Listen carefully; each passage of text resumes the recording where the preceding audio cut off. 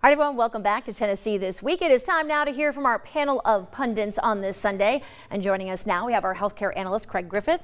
We have our political contributor, Courtney Piper. And we also have attorney and state Republican executive committeeman, need to get that right, James Corcoran. Thank you guys for coming in. Thank Glad you. to be here. So we just heard from Fugit and Lomax. So let's kind of break down what you guys just heard. Any surprises, Craig? Not really. They're pretty similar on most of the major issues, certainly. I think City Council has taken the body camera issue out of the election process now by going ahead and studying the cameras. They both seem to have similar takes on recode. So it'd just be, again, as it always is which candidate gets their base out to vote on election day and in early voting. Courtney, what do you think is going to separate the two? Well, I certainly think that they need to find an issue that's going to separate the two of them because, like Craig said, they're very similar on the issues.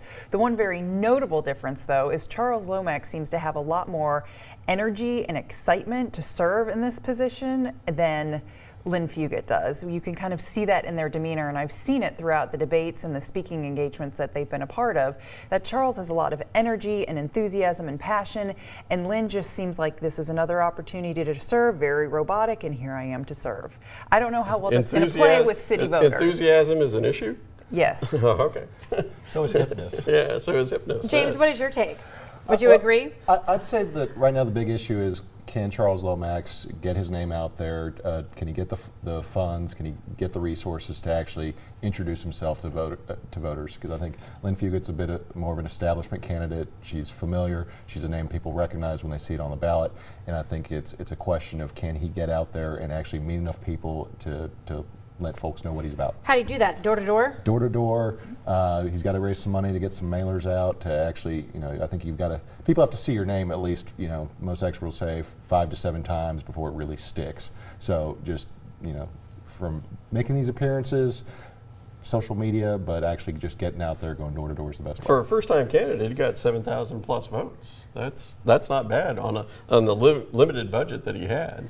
It wasn't enough to win that race at this point in time, but he did well, and he'll have to figure out a way to capitalize on that. We'll be watching the next 2 months. There were a lot of people who did not cast votes in that race that could really just nullify any lead that currently exists. So if he can get out there and make sure that people know who he is, there's a real chance that this could be very competitive. All right, we'll see what happens. Right now, let's go ahead and move on to the big topic of this past week. We're talking about the conversation over police body cameras. It was front and center at last week's city council meeting. Council passed a resolution to allow for exploring the cost of acquiring and maintaining body cameras for police officers who respond to 911 calls and investigate crimes. Also, Mayor O'Hara had a strong message defending the police department as a whole, while also acknowledging that it's not perfect. It was a very strong statement from the mayor. Is there enough momentum right now behind this, Courtney, do you think, to make all of this become a reality? Yes, absolutely. We had a situation where an officer was responding to a hit and run. He got into a confrontation with this victim, and we've seen that the report released by the family from the forensic center says he was shot in the back.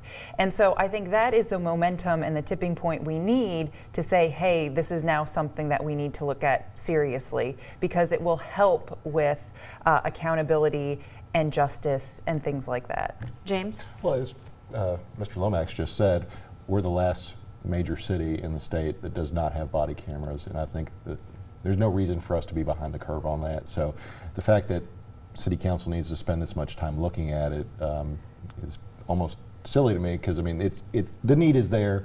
When we're talking about our government taking people's lives, knowing the facts is extremely important. So I don't think there's any reason to not preserve that evidence. Is the only reason money here that someone could argue? No. I don't think it's money. I mean, it's interesting.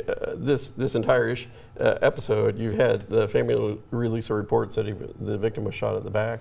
You had the unprecedented step of the officer involved having his attorney release a statement that says that wasn't true. He was shot in the side. So it does bring up the fact that, we need to find out what the facts are before we jump to any conclusions. But again, I think the body cameras have to come. And I don't know whether it's the current administration saying that's a budget amendment that's going to come for the new mayor and let them deal with the expense. Because it's not necessarily the body cameras, it's the storage systems where you have to keep the evidence for so long. Well, and it's also the potential liability where if those cameras catch an officer doing something wrong when they get sued, it's basically preserving evidence for folks who would be adverse to the city. Right. But that being said, if we're in the wrong, we should pay in those types of situations. All right, we're going to leave it there, everyone. Stay where you are, everyone. We're going to talk about State House Delegate Bill Dunn deciding not to run for re-election when we come back.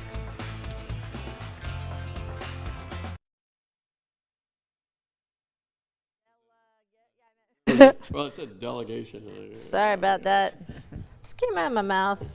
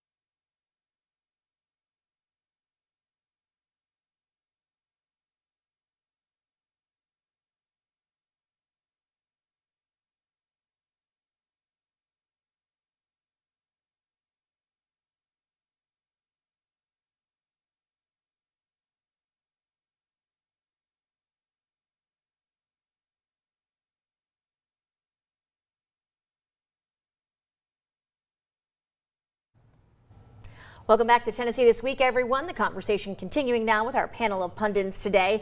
Want to move on. Late last week, we found out that Knoxville State Representative Bill Dunn, the longest serving Republican member in the Tennessee House, not running for re-election. So let's kind of break down what this really means for our area. James, let's start with you. Well, I think probably the biggest issue is that he created an issue for himself to be primaried on with the voucher issue. In Knox County itself, from the polling I've seen, it's not particularly popular, and he really put himself at risk of being unseated.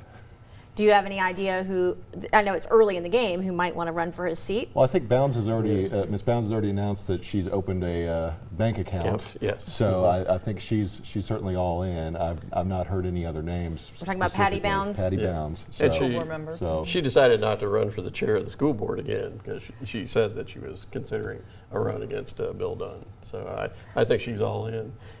I would like to salute Bill for his service. I mean, he's done an excellent job in representing the city in an ethical way in some very turbulent times. But it was clear in Nashville that he wasn't going to be in a leadership position.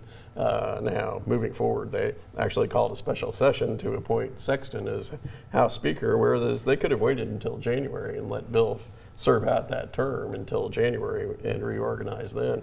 So it was clear he wasn't going to have that much position other than his representative position. And he was for vouchers, and the current House Speaker is against him. So it may be a ticklish relationship between the two. Do you think any of the stuff with Cassida and the way all of that shook out? I mean, Bill Dunn told us right here that I'm a boring candidate. I'm not the person for this job. I'm just going to help out while I can. But do you think that the way everything shook out might have also kind of helped him make this decision not to run?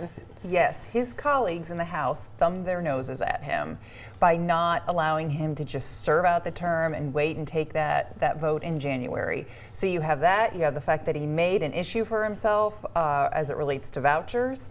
And then he has a very formidable challenger with this current school board member who has a very strong following and a strong base. And sometimes when you've served for a very long time, you're just not ready for a fight. And so rather fight and lose, you resign. Anyone other than Patty Bounds that you think might throw their I've asked name? that question to many people in town, and no one's surfacing.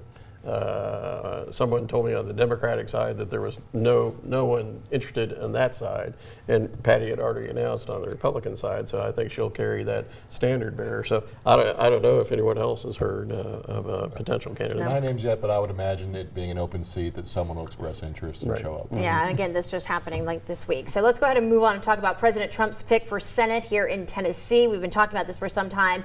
They finally officially announced this past week. We're talking about former ambassador to Japan, Bill Hagerty, posting a video announcement saying that he was running to oppose liberals like the so-called Squad. Hagerty going on to say that he has brought jobs to Tennessee, describes himself as pro-life, vows to confirm Supreme Court justices like Neil Gorsuch and Brett Kavanaugh, while saying that he'll also help the president strengthen the military and build that wall. So were you guys...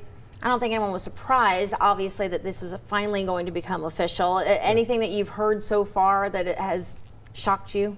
No, I think when former Governor Haslam was going through his decision period in terms of whether he was going to run or not, the backup person was always Bill Hagerty.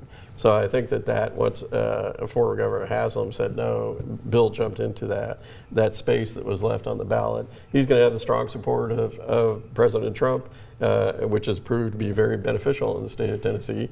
So I think that the path to his election is pretty clear. James, what about the message so far?